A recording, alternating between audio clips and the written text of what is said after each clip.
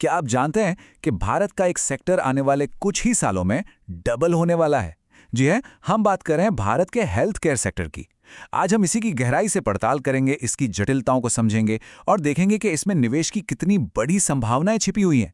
ये एक ऐसा सेक्टर है जो निवेशकों के लिए वाकई बड़े मौके लेकर आ रहा है। तो चलिए एक नज़र डालते हैं कि आज हम क्या-क्या देखने वाले हैं। सबसे पहले हम देखेंगे कि इस सेक्टर की ग्रोथ कितनी ज़बरदस्त होने वाली है। फिर हम हेल्थ केयर के दो सबसे बड़े पिलर्स, अस्पताल और डायग्नोस्टिक्स लैब्स के बीच का फर्क समझेंगे। हम ये भी जानेंगे कि ये पैसा कैसे कमाते हैं, इसमें क्या जोखिम है और क्या मौके। और हाँ, अगर कोई निवेश करना चाहे तो उसे किन चीज़ों पर नज़र रखनी चाहिए। और आखिर में हम भविष्य की भी बात करेंगे। तो चलिए शुरू करते हैं पहले पड़ाव से, ये समझना कि इंडियन हेल्थ केयर सेक्टर में ग्रोथ का कितना बड़ा मौका छिपा है और आखिर इसे डबल होने वाला सेक्टर कहाँ ही क्यों जा रहा है। जरा इस नंबर पर गौर कीजिए, $700 बिलियन। अंदाजा है कि 2030 तक ये सेक्टर इतना बड़ा हो सकता है। पता है इसका मतलब क्या है? आज के साइज से लगभग डबल। ये एक जबरदस्त उछाल है जो बताता है कि हम कितने बड़े अवसर की बात कर रहे हैं।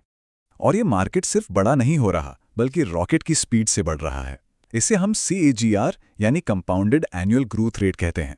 आसान भाषा में समझें तो इसका मतलब है कि हर साल ये सेक्टर औसतन 17 से 22% की शानदार रफ्तार से बढ़ रहा है, चाहे वो अस्पताल हो या डायग्नोस्टिक्स लैब्स।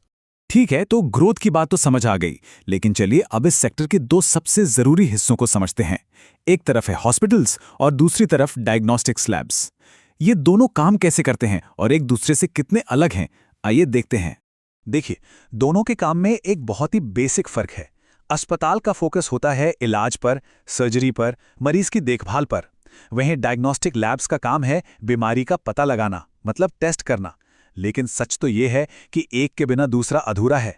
सोचकर देखिए, डॉक्टर इलाज शुरू ही तब कर पाएगा जब उसे पता हो कि आखिर बीमारी है क्या, और ये पता लगाने का काम डायग्नोस्टिक लैब्स ही करती हैं। अब यहाँ एक बहुत ही दिलचस्प बात सामने आती है, खासकर डायग्नोस्टिक्स के बारे में। ये मार्केट कितना बिखरा हुआ है। आप देख सकते हैं कि मार्केट का लगभग आधा यानी 48% हिस्सा छोटी छोटी लोकल लैब्स के पास है। इसी वजह से इसे एक बहुत ही असंगठित या फ्रेगमेंटेड सेक्टर माना जाता है। चलिए, ये तो समझ आ गया कि ये करते क्या हैं, पर बड़ा सवाल ये है कि ये पैसा कैसे बनाते हैं। इनका बिजनेस मॉडल क्या है? आइए अब जरा इस सेक्टर के बिजनेस मॉडल में थोड़ा और गहरे उतरते हैं। अस्पताल का मॉडल देखा जाए तो काफ़ी सीधा है। मरीज आता है, उसे एडमिट किया जाता है, उसका ट्रीटमेंट होता है, सर्जरी हो या देखभाल, और फिर डिस्चार्ज करके बिल तैयार कर दिया जाता है। बहुत सिंपल 3 स्टेप्स की प्रोसेस है। अब अगर कोई निवेशक है तो उसके लिए एक शब्द जानना बहुत जरूरी है, ARPOB यानी एवरेज रेवेन्यू पर ऑक्यूपाइड बेड। इसे ऐसे समझिए जैसे किसी होटल के एक कमरे से कितनी कमाई हो रही है। यह मैट्रिक बताता है कि एक अस्पताल अपने हर भरे हुए बेड से औसतन कितना कमा रहा है, और ये उसकी एफिशिएंसी का बहुत बड़ा इंडिकेटर है। और अगर अस्पतालों से तुलना करें तो डायग्नोस्टिक्स का बिजनेस मॉडल तो और भी ज्यादा सिंपल और स्ट्रीमलाइंड है। सैंपल कलेक्ट होता है, लैब में उसकी प्रोसेसिंग होती है और फिर रिपोर्ट बनाकर बिल दे दिया जाता है।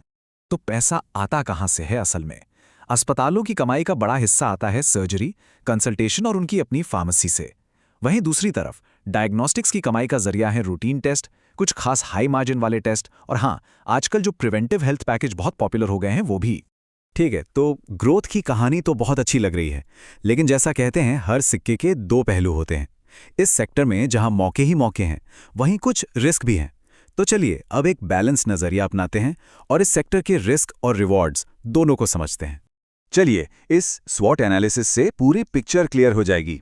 एक तरफ सबसे बड़ी ताकत क्या है? जाहिर है डिमांड जो लगातार बढ़ रही है, लेकिन दूसरी तरफ एक बड़ी कमजोरी भी है, अस्पतालों को बनाने में लगने वाला भारी भरकम पैसा। इसी तरह छोटे शहरों में फैलने का एक जबरदस्त मौका है, तो वहीं सरकार की तरफ से कीमतों पर लगाम लगना एक बड़ा खतरा भी बना रहता है।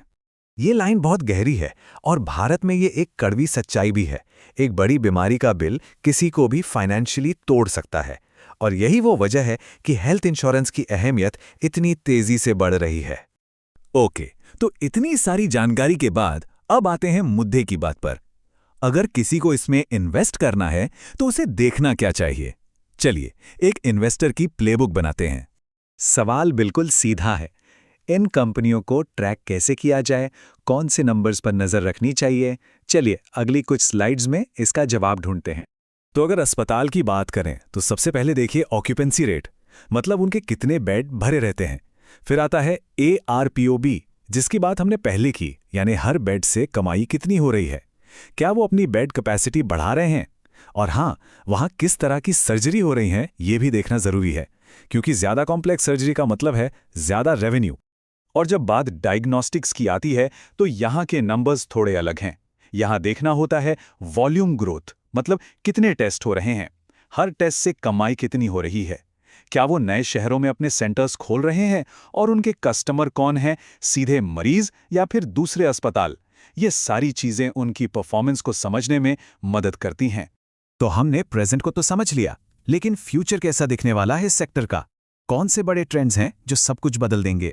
चलिए एक नजर डालते हैं। देखिए, भविष्य को दो बड़े शब्द डिफाइन कर रहे हैं। पहला है कंसोलिडेशन, जिसका मतलब है कि बड़ी कंपनियां छोटी कंपनियों को खरीदेंगी और मार्केट ऑर्गेनाइज्ड होगा। और दूसरा है प्रीमियमकरण, यानी प्रीमियम और बेहतर सर्विसेज की तरफ झुकाव। तो ये टाइमलाइन हमें 2030 तक का पूरा रास्ता दिखाती है। हम अभी यहाँ हैं और अगले कुछ साल इन्हीं दो चीज़ों के बारे में होंगे, कंसोलिडेशन और प्रीमियम सर्विसेज, जो हमें इस $700 बिलियन के टारगेट तक लेके जाएंगी। तो सबसे बड़ी बात जो निकल कर आती है वो ये है कि भविष्य में सिर्फ सबसे बड़ा होना ही काफ़ी नहीं होगा। मार्केट उसे ही इनाम देगा जो सबसे ज़्यादा एफिशिएंट है, जो मरीजों को एक पूरा इकोसिस्टम दे सकता है। ये एक मैराथन है, स्प्रिंट नहीं, और यहां जीत उसी की होगी जो कुशल है। और आखिर में एक सवाल सबके लिए, जैसे जैसे ये सेक्टर बदल रहा है, असली विनर कौन होगा? वो जो साइज में सबसे बड़े हैं, या वो जो सबसे कुशल हैं और एक इंटीग्रेटेड इकोसिस्टम बना पाते हैं? सोचिएगा जरूर, क्योंकि इसी सवाल के जवाब में इस सेक्टर का भविष्य छिपा है।